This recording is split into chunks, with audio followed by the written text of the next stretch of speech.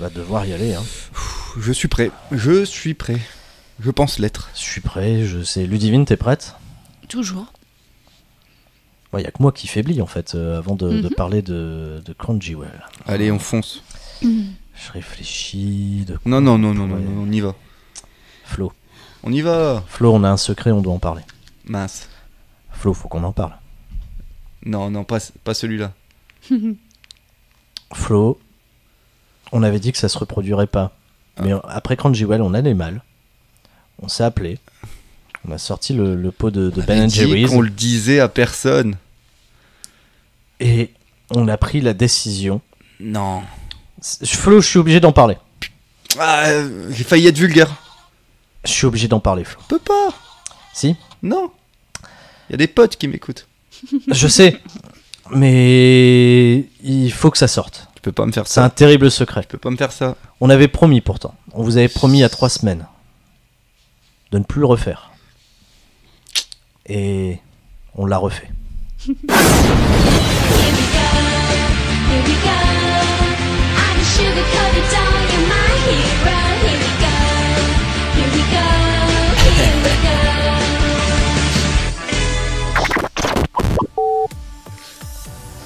On a regardé le dernier épisode de Total Diva.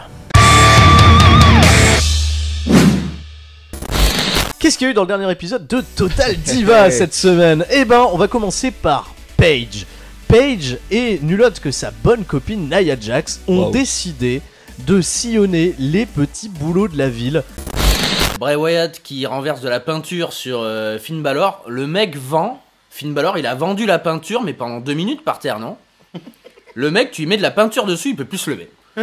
Alors qu'il fait dingue après. Ouais, le mec, il a de la peinture, de la peinture. Alors peut-être qu'il est allergique, je sais pas. Mais en tout cas, le pauvre Finn Balor, alors déjà qu'il a l'air d'un clown généralement, mais alors là, même Doink, il aurait pas osé faire ça. Hein. Oui, parce que Nikki Bella, elle vit avec Brie Bella et Daniel Bryan. C'est le bordel. C'est Ils ont une grande maison. C'est Nikki Bella la squatteuse en ce moment. Donc pendant que Lana est partie s'entraîner, Nikki Bella, elle va sortir avec Rusev et le bébé de Brie Bella. Donc ils font une famille un peu entre bizarre. potes, hein, entre potes. Ouais, sortir, c'est en tout bien tout honneur. ouais, voilà. Y a pas de. Nikki va confier à Rusev, qui est en train de petit à petit, tu vois, d'avoir des envies de paternité. Voilà. Parce que voilà, ils confondent des enfants, tout ça, et puis il est tout mignon, Rusev. Voilà. Il a l'air tellement sympa. Dans La brute de l'Est. Mais c'est vrai, quoi, enfin. Crossface, Bailey attrape la corde, et puis Sasha Banks se met gentiment elle aussi sur la 3ème corde pour faire une Bailey to Bailey, se prendre une Bailey to Bailey, et compte de 3 étoiles. Hein, c'est pas mal. Dans la foule, on voit un con qui a fait un sign comme quoi il a payé pour voir Dana Brooke. N'importe quoi. Lui, lui, il a rien compris. Puis, on va lui faire alors ça, c'est une idée de Rousseff. On va lui faire un gâteau spécial. On va mettre les pieds de la petite fille sur la pâte. Ils ont mis la petite de Daniel Bryan dans le gâteau. Avant de le faire cuire. Mais n'importe quoi, il y avait des traces de pâte. Et toi, tu bouffes là-dedans. C'est une tradition bulgare. Bah ouais, on a mis C'est une tradition bulgare? J'en sais rien. Ça a pas été stipulé, non. On parle pas le mal de la Bulgarie, déconne pas. Dommage qu'au moment de mettre bulgares. le truc au four, ils aient pas inversé. Mais c'est pas. Mais toi, t'es pas gentil, toi. Tiens, tu te jettes des cailloux et je te jette des petites fleurs avec parce que moi, je veux la paix dans le monde. Orton met donc un RKO à Bobby Roode.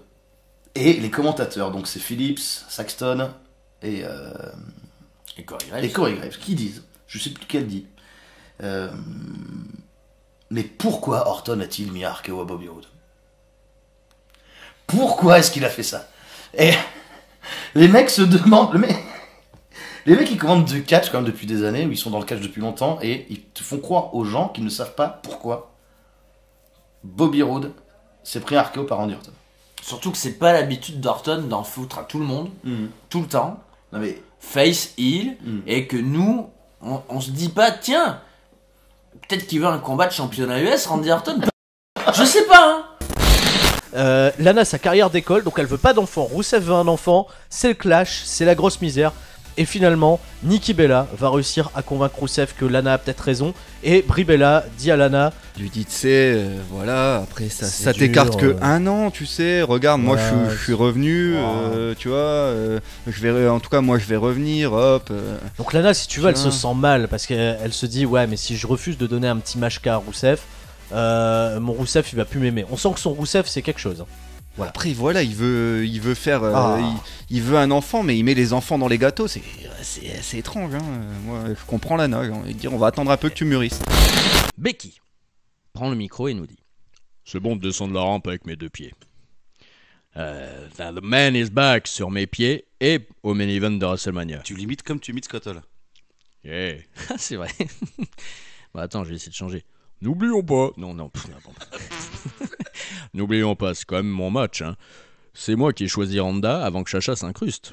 Mais j'ai dû mériter 2 fois de venir dans mon match, une fois en gagnant le Rumble et l'autre en manipulant Ronda. Tu parles comme Grand-mère Lamort, une de nos dealeuses de tabac préférées à Saint-Michel à Bordeaux. Oui.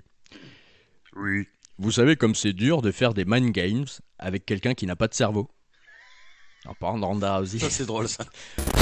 Nia Jax a fini par remporter le défi en retrouvant les lunettes d'une vieille dame dans les poubelles. Oh, mais ça, c'est trop long à expliquer. Mais Trop compliqué. alors, la vieille, elle nous jette les lunettes dans la poubelle du bowling. Du coup, elle arrive plus à viser les quilles. Tu m'étonnes. Elle voit rien, elle voit même pas le bout de la piste. Elle est tellement vieille, cette dame. En plus, elle avait l'air gentille. Elle avait l'air tellement sympa. Elle a fait un strike à la fin de l'émission. À la fin, non, je crois. Non, elle a je crois loupé. que c'était monté. Mais ça. C'est un montage WWE.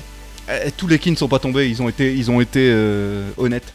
On n'a pas vu toutes les quilles tomber, mais on a vu les filles féliciter la performance. Moi, j'aimerais bien te voir à 70 ans faire 7 ou 8 plutôt qu'un strike ou 6. C'est vrai. C'est pas mal, déjà. Ouais, c'est pas mal. Bravo, madame. C'était un joli coup. René Young interview Titus Worldwide backstage avec Titus O'Neil, Apollo Crews et Dana Brooke. Donc le mec qui était content. Hein, il a payé pour l'avoir, mais il l'a vu, mais sur le Thailand John. Pas de peau. Cette promo est formidable. On t'écoute. Alors Apollo n'a pas peur d'être effacé par Matt Hardy parce qu'il est là pour créer. Donc c'est Titus O'Neil qui fait: est-ce que t'as peur d'être... Bon bref. Il n'a pas peur d'être mangé par Bray. C'est Bray, il a faim, il a dit que c'était un requin affamé plutôt.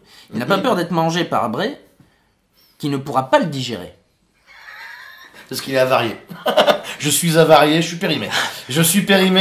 Frangin, ne me bouffe pas, tais-toi. C'est legit, hein. C'est ce qu'il dit. Il ne pourra pas me digérer. Ouais. Il n'a pas peur d'être brûlé, bummed down, par Seth Rollins, puisqu'il est là pour éteindre les feux. Et il n'est que dans un club. Il n'est pas dans le Balor Club, il est dans le Titus Worldwide. C'est très mauvais. C'est infect. Ouais. Et Dana Brooke trouve le meilleur slogan de tous les temps. L'autre connard était encore plus content, je suppose. Elle trouve Crews can't lose. Ouais. Des gens sont payés pour écrire ça. Ouais, je vous rappelle qu'il y a des gens qui sont payés pour écrire. Cher, sans doute. Plus que nous, hein, pour écrire Sayonara Nakamura, Johnny Loser et Crews can't lose. Johnny Loser, c'est vrai. Hein, Titus se fait caca dessus de joie. Il est fou. Alors, et le mec fait une crise d'épilepsie. Crews can't lose. C'était très très très gênant. Et comme j'ai marqué, un grand naturel ressort de ses promos. Là, tout le monde parle comme ça. Alors, il y a 2 anciens champions du monde. Alors, qui prend la main, Arabi? C'est moi, hein. C'est Astrid? Non, c'est Astrid. C'est Arabi qui va la... Non, c'est moi qui... C'est Arabi. C'est à moi. Donc tu prends Arabi? Ah, très, oui.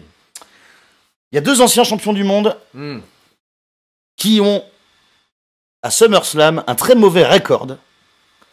Ouais. De 0 victoire et de 5 défaites. Oh putain. Il y en a un qui est sur la carte ce soir. Ouais. Et l'autre qui est à la retraite. Ouais. Qui sont ces 2 catcheurs? Vous avez, allez, je veux dire 3 propositions chacun. 3 propositions chacun. Et je veux une réponse complète à chaque fois avec les 2, hein, bien sûr. Ouais. Rabi. Et tu dis pas, il y en a un des deux... Si je le dirais. Si. Alors attends, je suis désolé, ça va être un peu chiant, je prends 30 secondes pour réfléchir. Prends 30 secondes.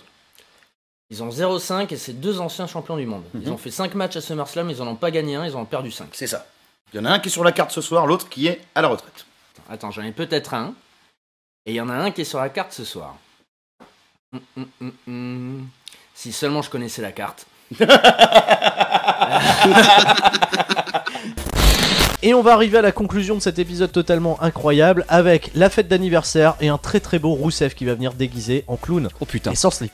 Enfin, sans pantalon. Mais imagine-moi, quand j'étais petit, à mon anniversaire, là, organisé par ma maman, il y a un gros bulgare qui débarque en clown sans slip. Et ma mère, elle aurait mis 3 jours à me consoler. Hein. Je peux te dire, ça aurait pas été gay la fête d'anniversaire. La petite Birdie Jo, elle est pas vraiment rassurée quand elle voit débarquer Rousseff. Putain. Merde. 5, putain, je crois que j'en ai un, mais... Bon, allez, je tente, mais alors vraiment pas sûr. Hein. Je veux dire Booker T et Jeff Hardy. Oh, Rabbi! C'est ça? C'est Booker T! Oh, Rabbi! Oh, l'enfoiré! Oh, Rabbi qui sort de chez lui! Il sort de chez lui pour hurler! Oh la vache! Une victoire incroyable de Rabbi Mentor! Une victoire d'un autre monde de Rabbi. Le vainqueur de ce Norbert Invitational, c'est Rabbi Mentor. 8-0. La streak continue. Il y a Delany Pofo qui arrive dans la soirée. Esturi, tu t'es bien battu, mais là, je sais pas comment Rabbi a fait. Je sais pas comment Rabbi a fait. C'est la PLS. C'est la PLS, ça va trop loin. Oh là là là là là là. Mais quand t'as fait d'un coup pour sortir Booker T et Jeff Hardy? Alors, j'explique. J'ai pensé à ancien champion du monde, j'ai vu Booker T qui avait perdu contre Triple H, qui avait perdu contre The Rock. Il a perdu contre Dave aussi, je crois. Non, peut-être, mais j'avais que ces deux matchs-là. Je me suis dit, bon, de 2001 à 2007, il a dû en faire 5. Et après, j'ai revu Jeff Hardy qui perdait contre Punk, qui perd contre Van Damme, et j'avais pas les autres non plus. Après, il y avait le TLC en 2000, voilà. Et voilà.